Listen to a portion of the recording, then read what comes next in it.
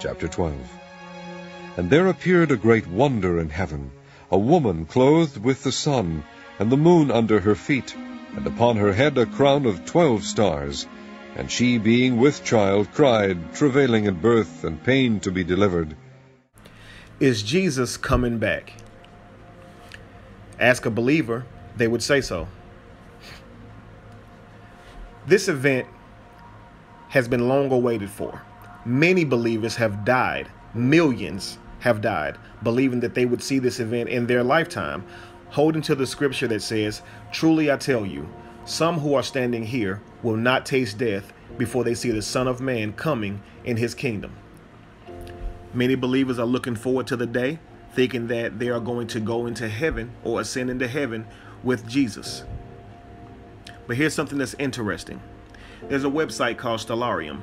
On this website, you can look up the alignment of the stars daily. Today, I'm going to use it to show you exactly what it's talking about in Revelations 12. Okay, so we're going to look at this closely so we can see exactly what's going on and what is the fuss about. So first off, let's just be clear. As I have said before, that the Bible uses astronomy or astrology. It is telling a story of Jesus, the Son, S-U-N, of God, making his way through the constellations. So let's look at this. Chapter 12. And there appeared a great wonder in heaven, a woman clothed with the sun, and the moon under her feet, and upon her head a crown of 12 stars.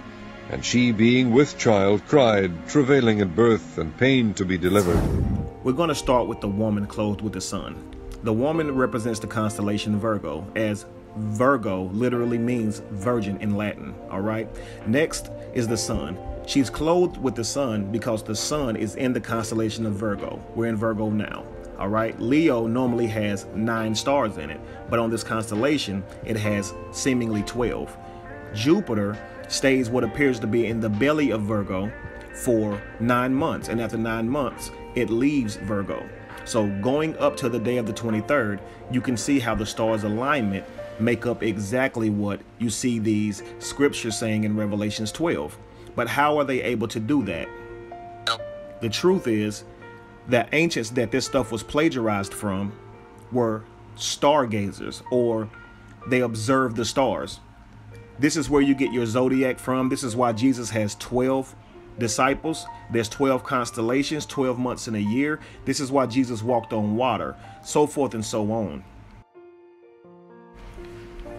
I said earlier in the video that Christians hold to that belief that Jesus will come back within their lifetime because of the scripture in Matthew.